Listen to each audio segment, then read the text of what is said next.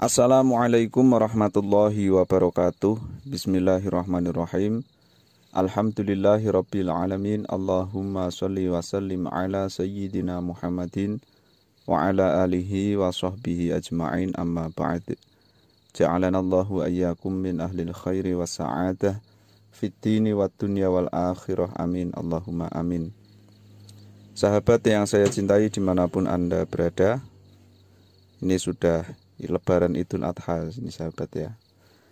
Tapi persoalan nasab Ba'alawi belum juga menemukan titik terang. Sampai hari ini saya perhatikan yang sedari awal mendukung penelitian Kiai Haji Imaduddin itu semakin mempertajam dan semakin memperkuat data-data yang menunjukkan akan terputusnya nasab Ba'alawi kepada baginda Nabi Muhammad Sallallahu Alaihi Wasallam. Sedangkan dari pihak Ba'alawi terkesan masih menutup diri sambil memberikan penguatan-penguatan kepada masyarakat akan bersambungnya nasab mereka Ba'alawi kepada baginda Nabi Muhammad Sallallahu Alaihi Wasallam. Saya kira dengan posisi seperti sekarang ini, persoalan nasab akan terus bergulir sampai salah satunya ada yang mengaku kalah atas argumen yang dimiliki. Tapi kelihatannya kecil sekali kemungkinan akan terjadi seperti itu ya. Karena dari dua sisi ini sama-sama memegangi kitab rujukannya masing-masing dengan erat. Dan yang paling unik itu menurut saya, keduanya sama-sama saling menganggap palsu atas kitab yang dijadikan rujukan oleh pihak yang berpendapat lain. Misalnya, kita lihat kitab rujukan utama dari pihak Ba'alawi. Mereka menggunakan kitab Abnaul Imam fi Misra Wasyam karya Ibnu Toba.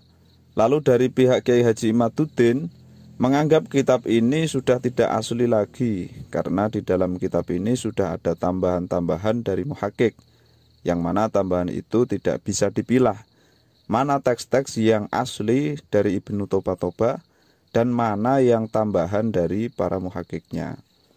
Sehingga dengan fakta yang demikian ini, kitab Abnaul Imam fi Misra Wasyam tidak bisa dijadikan sebagai hujjah karena terindikasi bahwa yang menyatakan Ubaidillah adalah putra dari Sayyid Ahmad bin Isa bukanlah Ibnu Toba sendiri, melainkan imbuhan dari para muhakiknya. Padahal jika kitab karya Ibnu Toba ini dapat dibuktikan keasliannya, sudah selesai ya urusannya. Tapi mau bagaimana lagi? Mau tidak mau kita harus katakan bahwa kitab Abnaul Imam fi Misra Wasyam karya Ibnu Toba ini memang sudah ada imbuhan-imbuhan di dalamnya, sebagaimana yang disampaikan oleh muhakiknya sendiri di halaman-halaman awal. Kemudian ada yang sama juga diserukan untuk kitab Asy-Syajarah Al-Mubarakah, yang mana di dalam kitab ini jelas sekali menyebut bahwa putra daripada Sayyid Ahmad bin Isa hanya ada 3, yaitu Muhammad, Ali, dan Husain. Nama Ubaidillah yang merupakan leluhur dari Ba'alawi tidak tercantum di dalam kitab ini.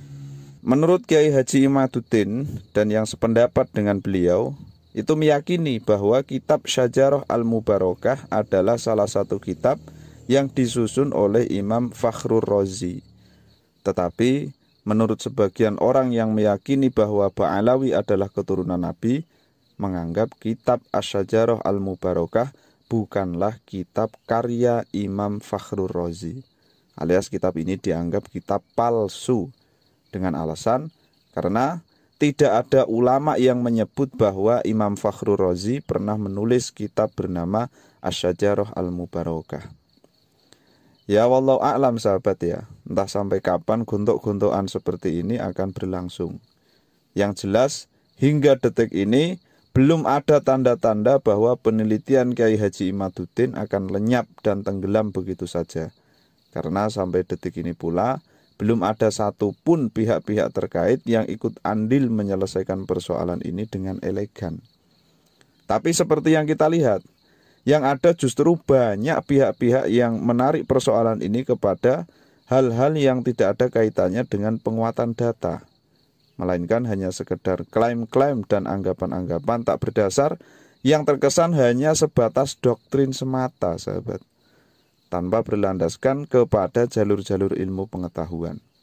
Ya, rasa-rasanya misal nanti persoalan nasab ini sudah tidak dibicarakan lagi, sudah lenyap dari permukaan, kelak penelitian Kiai Haji Imaduddin akan muncul lagi sebagai counter kepada orang-orang yang lantang menyerukan dia adalah keturunan Nabi Muhammad SAW.